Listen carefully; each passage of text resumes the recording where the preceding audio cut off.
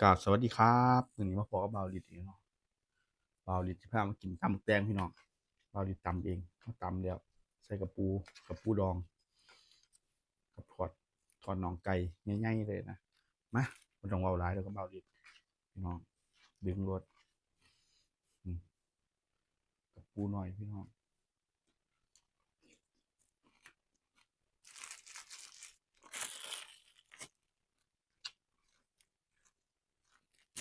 อื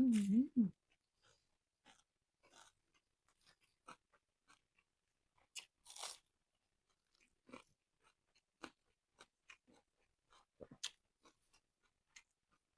กินอย่างเดียวพี่น้องเอาไปอืม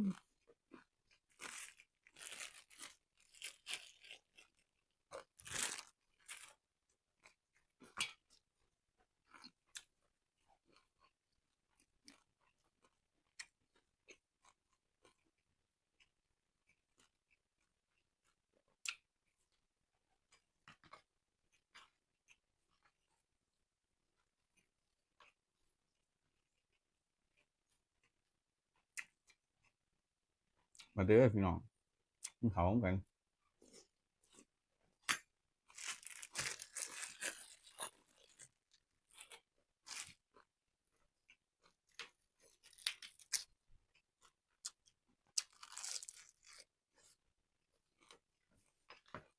อืม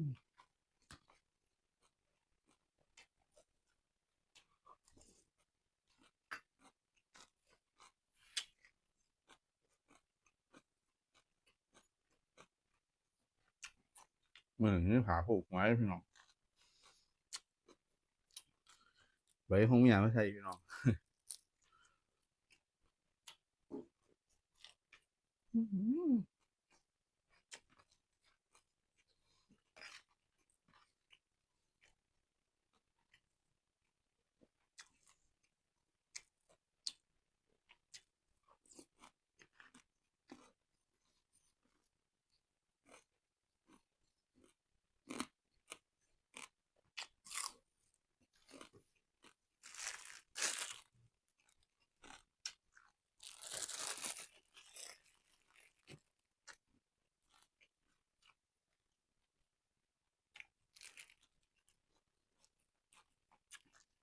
ผมพี่น้อง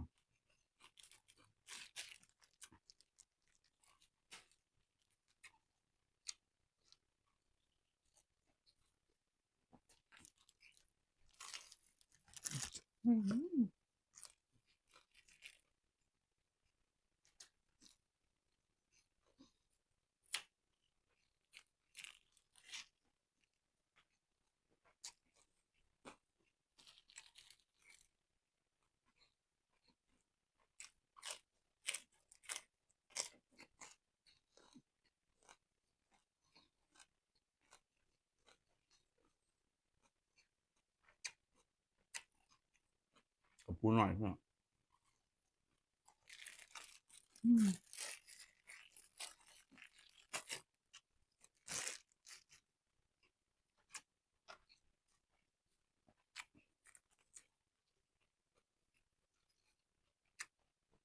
แซงลงใหม่ใส่เห็ดพี่น้อง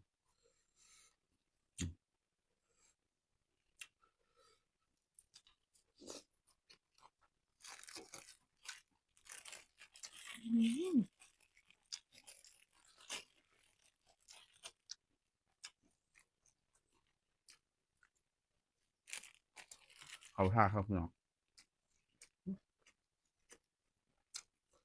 ใส่หอม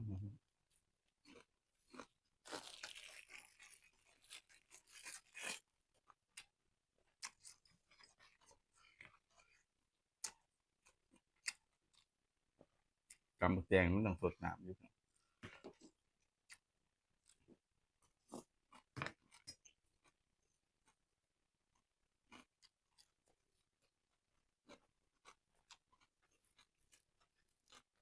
ปัดไปเข้าไป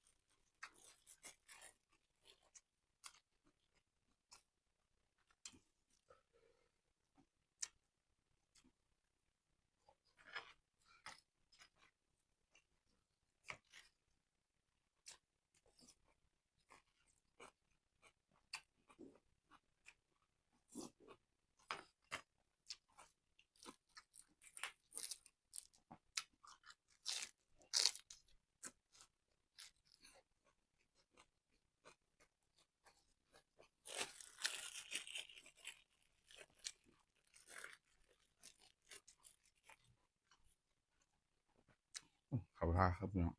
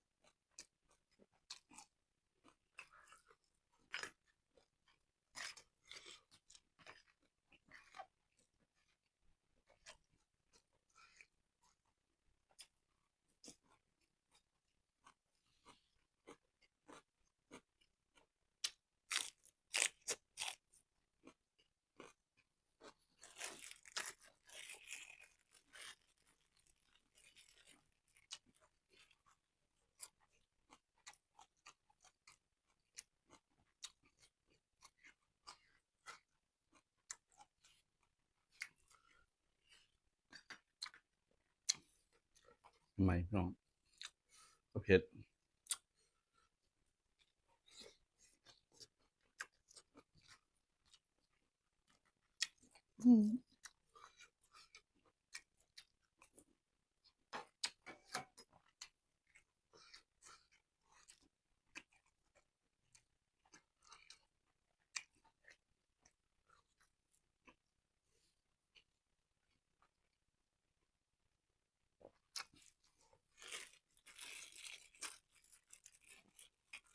พี่น้องอย่าลืมกดไลค์กดแชร์ให้บ่าวลีเดอร์ครับ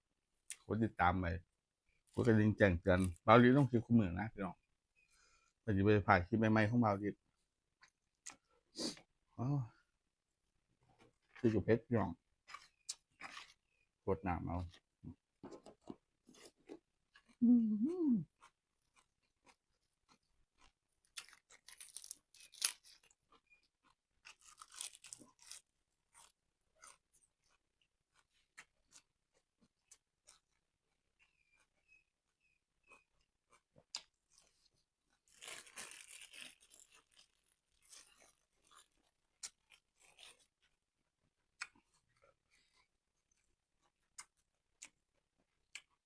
ปูร้องพี่น้อง